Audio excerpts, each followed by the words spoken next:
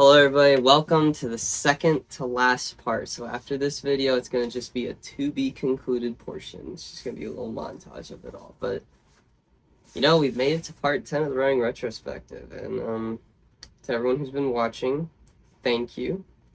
Hope you've all been enjoying it. And thank you for all your support on it. I appreciate it.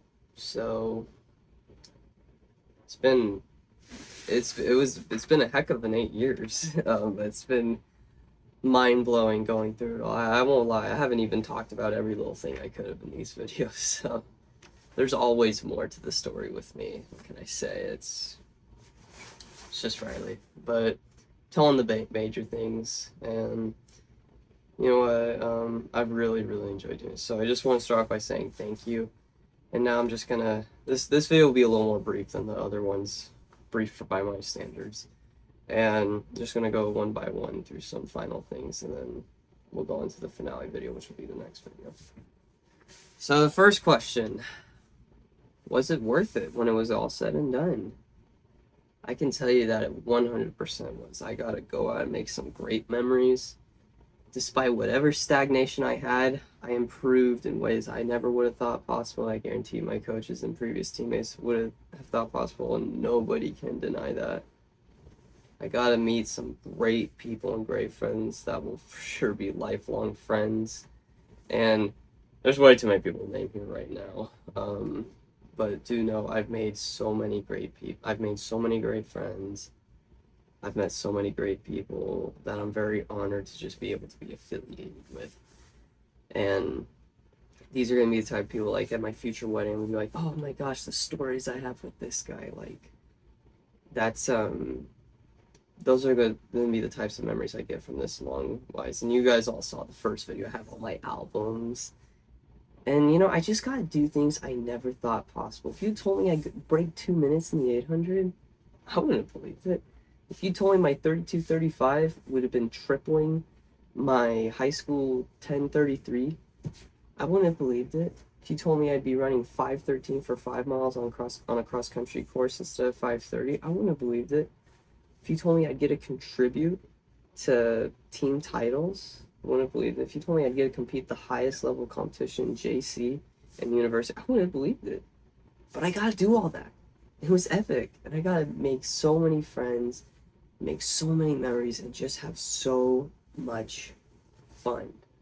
Like, I just learned that even if something seems impossible, and sometimes it may forever stay impossible, you don't accomplish it, as me with the 8K, 10K, and 5K, but you can still do things that you never see coming, and I gotta do so much of that. So, in the grand scheme of it all the early mornings, all the driving, all the workouts, all the stagnation, and even the rough moments, it was all 100% worth it. Like, I don't even doubt it. It was 100% worth it. So I'm incredibly thankful I got to do that for 8 years. The King City High School, Hartnell, and UC Merced. Now, what are going to be my favorite memories when I look back? Oh gosh, there's so many, but I did successfully narrow it down to 3 that I'm always probably going to talk about. In high school, 2019 Mount Sac, I got to have a big course PR. I got to travel overnight with my high school teammates. I had fun talking with my coaches. And also, I didn't talk about this in the video, but Mr. Danes, he drove with us to take care of Bemon's ankle. And he would not be quiet. And I remember on the way home, we were up all night. The Dr. Pepper kept him awake at the Carl's Jr. that we kept being delayed, that we got delayed at. He was so mad. He's like, Wendy's or whatever. I was like, it was CJ's, Coach Danes. He went, whatever CJ's is, Wendy's. Like, but Mr. Danes kept making myself and Coach Sendejas just laugh like crazy. It was hilarious. But Mount Sac was just a lot of fun. I got fun with Mario. I remember I spent the night at his house that night when I got home from Mount Sac to KC, and he and I had a long talk, and my mom picked me up and took a photo of the 2 of us. And 2019 Mount Sac was just really special. I had a lot of fun with my teammates. hanging out, big course PR in Mount Sac. It's the biggest cross country invite in the world and one of the most esteemed courses. I was just so happy to be there. So 2019 Mount Sac will probably go down as my favorite high school memory. At Hartnell, I kind of have to cultivating the King City legacy. Before our KC group of me, Mario, Bemon, Ricky, and Danny, it was Wallow, Edgar, Jesus, and Willie. Those four made a name for themselves at Hartnell after King City. Then we all five made names for ourselves and went after, cultivating that KC legacy was just special.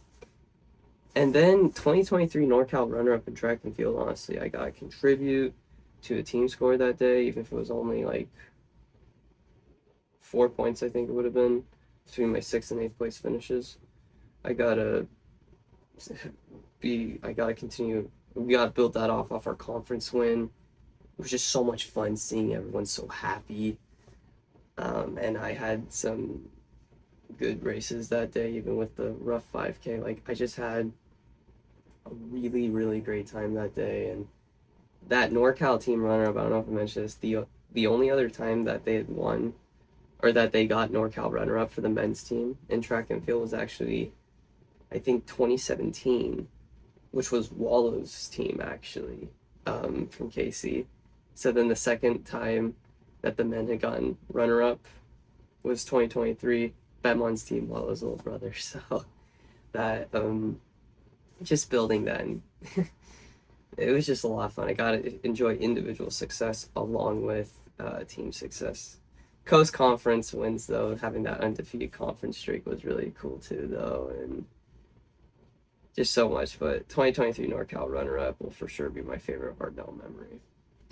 UC Merced, there's a lot I could choose, but I think my favorite memory is going to be winning the first ever conference title. Even though I myself didn't have the best run race that day, I still managed to get first team All-Cal Pack honors, first time ever for me. I got to be a scoring member to a winning team for the first time. First ever for UC Merced history. It was so touching to see Coach just so happy that day.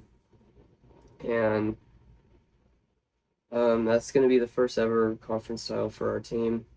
And last ever in Cal Pack, since we're going to NCAA. And I don't know when the next time it's going to be, but I can say I was part of that. And any that come next, even if they're faster teams, better teams, I can say I was part of the first. That was really special.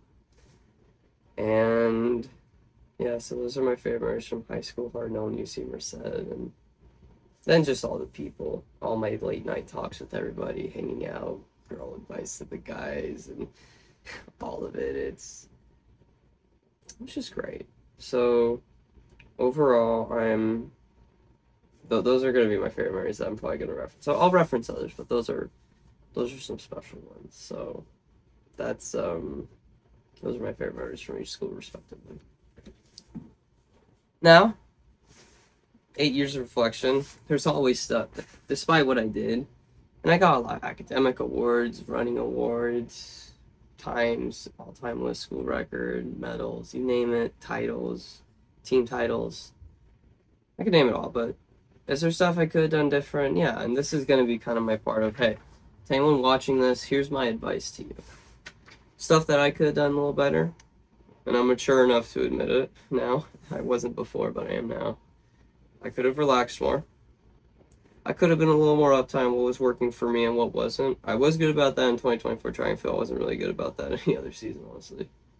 Except maybe 2023 track and field, actually. But anyways, I could have focused more on just running, okay? I was also doing other things. I was doing work. I was in the case of Merced, I was a Rotaract club officer, the president OS, the SAC club officer in high school. I was part of FFA, 4-H, where I was also club officers in that. I was part of Interact in high school. I'll admit, I probably would have saved myself a lot of grief just focusing on running. That may have contributed to why I never really truly broke out like some people. I just didn't focus on it as much as a lot of other people. But I also want to do other things, so I guess it's consistent with what I want to do. But I probably could have focused on just running a little bit more, if I'm being honest. And when I was racing, I probably could have just focused on racing itself, not what I got to do afterwards. So Probably could have balanced my schedule out a little bit better. I always have to be a superstar. It's both a good thing and a bad thing. I could chill down on some things people said to me. I sometimes had a habit of fixating sometimes on how people talk to me. Good. Sometimes it was good things I fixate on. Sometimes it was bad things. Usually it was like, I gotta get revenge on this one. I've been like that though, not just running. I just fixate on like, I'm gonna show that guy up. I'm competitive, but I could have chilled out on that sometimes. So guys, do a good job of not fixating on what other people are saying or thinking. I could have done a lot better on that, I'll admit. Okay. Then lastly, I just could have talked less. I could have done less talking and more focusing on the general moment. That applies to other areas of my life. So let's see if I can take my lessons from running and apply it to my other areas of life. This is all I say. I didn't go out and do a bad job. These are just things I probably admittedly could have done a little bit better. But one thing I did do a really good job was making the most of each and every day. And I would say I have a lot to show for that between times, team titles, success. Between my successes and my memories, I would say I did succeed in that one. And I managed to get a lot from that and a lot of success. Not going to be the greatest runner who ever lived, but for being a good runner, I did some pretty great things. So, but yeah, with that said, those are some things I could have done a little different. So, if anyone's watching this, go out and don't just be better than me, but go out and be the best version of yourself. And if I was giving any advice, this is what I would give. So, we'd like to share that. Now, the big question, would I change anything? If I could go back in time, would I change any of it? Would I say maybe make sure I didn't get injured and run 2019 state in cross country in high school? Would I have stopped COVID? Would I have made sure I didn't have that terrible 2022 track and field season? Would I have made sure I didn't get injured in 2023 track and field? Would I have made sure I locked in enough to get sub 25? Would I have told myself, hey, don't do road rack, don't do sack, just do running, you'll do better? Would I have told myself these same mistakes, or these things I could have done different that I just named? Would I have told myself, enact them? Nah, I wouldn't. Even with all the stagnation, not all the goals reached, I wouldn't change a thing, and here's why. What I got just ended up being so great. I might not be the greatest runner who ever lived. I won't ever be contending for All-American. I may have just barely broke sub 2. I won't be a great interviewer. I may have only broken 4 minutes once. But the stories I got and the memories I got wouldn't have happened any other way. Even though I will have to live with some mistakes, like my Woodward Park 4-mile course, my Woodward Park 4-mile course of the same time for 3 years, I wouldn't change it at all. Granted, I do wish some of it wasn't as embarrassing, but I wouldn't change it one bit, because the journey I had happened because of everything. Who knows, maybe if that all didn't happen, I wouldn't have been so power hungry. Who knows? I don't know. Maybe I could have done better. Who knows? It's all over now. So let's focus on what we got. What we got was pretty dang awesome. And I wouldn't change one bit of it, for better or for worse. I had one heck of a career that I'm very thankful for. And I just hope I left a meaningful legacy behind that will be great to look back on years from now. So, but yeah, when it was all said and done, was it worth it? It was, and I wouldn't change a single thing about it, for better or for worse. So, yeah, that's what I have to say on that. Now, last thing, I've said I think I've done a good job saying thank you to some people, but I do want to give a special thank you to all my coaches from over the years. So, from high school, Kavanaugh, Danes, Zamudio, Sendejas, Valdez, and Mitch. I want to say thank you guys for taking me on in high school and supporting me afterward. You all supported me. And all of you told Zepeda, and he told me every time, he's like, Josh, Amura, Tore Park, he said, you know what Kavanaugh told me, Josh, that about all the runners, he's the most proud of you. And then at the NPC over in 2023, he said, Danes was really impressed with your 3K performance. Like, you guys supported me. Whatever I say, you guys all supported me from the get-go. And I just want to say thank you for that. You took me in high school, you supported me in Hartnell, and you supported me at Merced. You all watched my vlogs, came to my meets. I want to thank you for all that. So Hartnell, Zepeda, Arlene, Justin, and then also like Adam, Diego Leone, then as well Shanti, you guys were taking the assistant coaches first. All you guys, thanks for supporting me. Thanks for, and especially Zepeda, thanks for taking me in. Like I said for 2022 cross country, you do a great job working with what you had, and when you realized what you mainly had was me, you worked with me despite all my shortcomings. So thank you for that, and thank you for just giving me a chance to run collegiate at the collegiate level. I didn't see that coming, but here I am, and I'm really thankful that I got that. That if it weren't for Hartnell, I definitely would not have built on the KC legacy as I did. And I for sure would not have gone to Merced. I don't even know if I would have gone there academically. Who knows? That maybe would have, but I don't think I would have.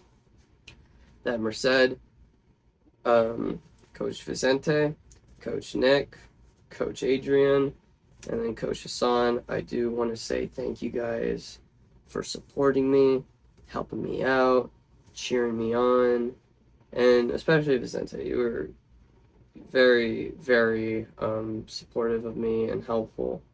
So Coach V, just thank you for cheering me on, being very patient with me. I'd like to think I was easy to work with, but I'm a little older now, or I'm a little older than when you first met me. I was 20 when you first met me. I had my own shortcomings looking back, but you worked with me for all that I was. Even though I didn't achieve all the goals we talked about, you always cheered me on whenever I was progressing. You always cheered me on just no matter what. So I just want to say thank you for that. And just thanks for letting me run on your team. You know, my whole career could be summed up with, I didn't know what was happening next, but I just went with it. Kind of like Forrest Gump.